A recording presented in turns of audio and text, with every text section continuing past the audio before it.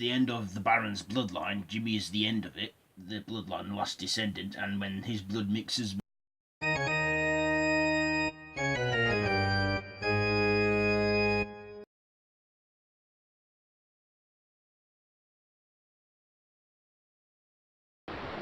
Children of the night, what music they make.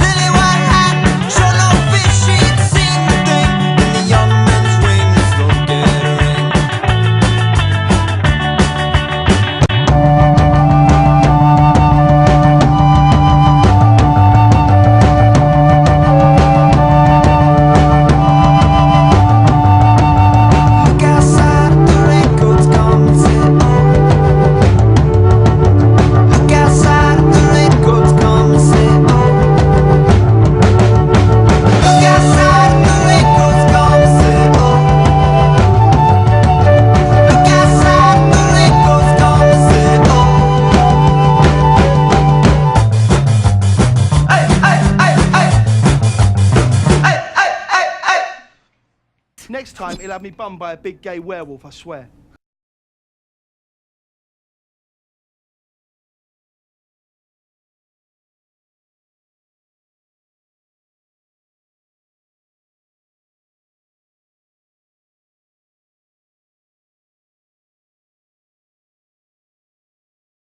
Hello there and welcome back to Vampire Weekend with me, Random Ross, and it is day 2, and for that I'm going to review... That wasn't meant to rhyme. I'm reviewing the film Lesbian Vampire Killers, written by Stuart Williams and Paul...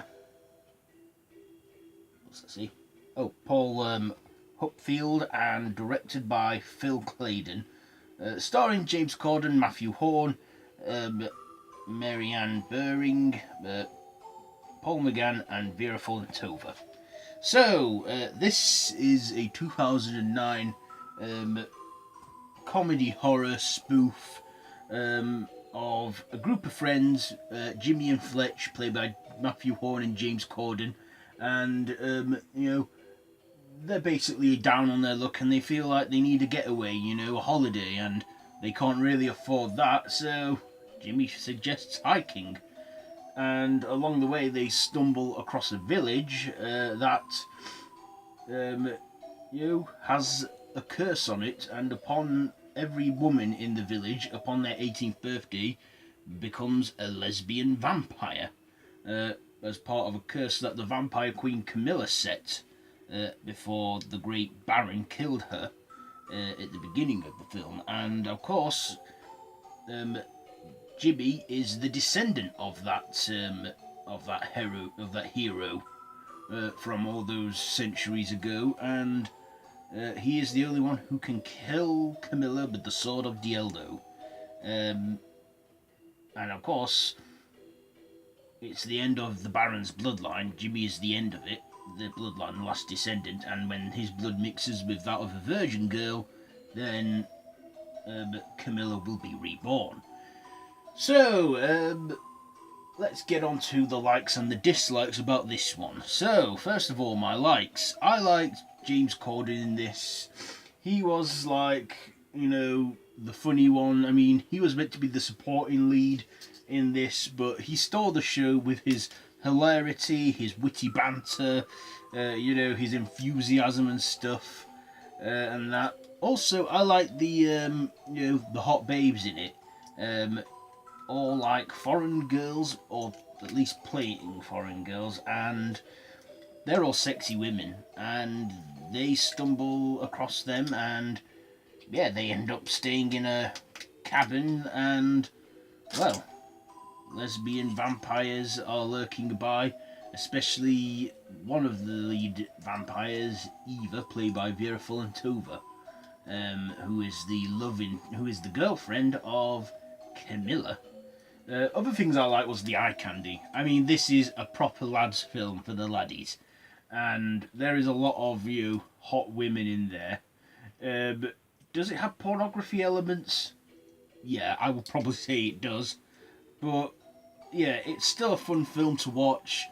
I will admit it's not for everybody. I mean, you either like it or you don't. I personally love it. I have it on DVD, and when I first bought it, I watched it like virtually every day for a year. In fact, to the point where I wore it out and I had to buy a new copy. And yeah, I've just loved it. I just love it. It's one of my favourite vampire comedy horror films that and I can't get enough of it. And another thing I enjoyed was Paul McGann in this. He was like the serious, non-joking kind of character in this. He was playing the vicar, and he was desperate to try and lift the curse before midnight struck, because he had a daughter that was, nearly 18, and if he didn't stop it, she would too become a lesbian vampire. And, well, there's some funny elements around that, and of course, yeah, the vicar, I think he gets killed. Mind you, when he huddles into the crowd of lesbian vampires, we don't really see him again, but yes. I also like the comedic stuff he had going with James Cordon's character, like when he was swearing, going, "Are you allowed to swear?" He's like going, "Are you fucking with me?" Yeah, that's all funny stuff. Even in the film as well, Fletch mentions in the film saying to Jimmy, "Next time he'll have me bummed by a big gay werewolf, I swear." It does end where there's a full moon eclipse, and we do see a gay werewolf like going, "Ow!" Whether there'll be a sequel to that, I don't know, but they've never really picked up on that. And this is just a standalone horror, a standalone film. I think it should pretty much stay that way now. I mean, this film is 9 years old and it's almost 10. Can you believe that? I can't believe it. It's mental. And I went to the pictures to see this film.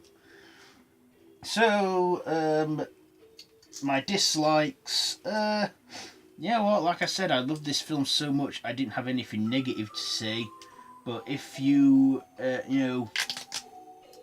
just me ripping up some foil paper.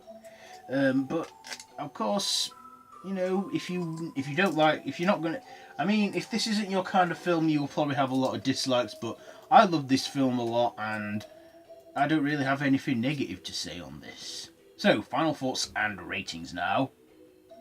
Thoughts and ratings. I enjoyed this film. I mean, one thing I do find weird is when they kill the vampires, they turn into like a white substance, like cum. But yeah, it's it's an okay film. I do recommend it if you're into the slapstick, waste of time kind of films. But this is definitely something to like a beer and pizza kind of film. So, my ratings, I am going to give, with all that being said, I'm giving Lesbian Vampire Killers 3.5 steaks out of 5. So, that has been Vampire Weekend Day 2. This has been my review on Lesbian Vampire Killers. If you like this video, be sure to give it a big thumbs up and to share with your friends. Have you seen this film? Let me know down in the comments below. Also, all my social media links, my Facebook group, The Random Horror Madhouse, Twitter, Instagram, are all linked down below. So be sure to do all that. Be sure to subscribe to the channel if you haven't already, and to hit that notification bell. And until next time, don't have nightmares.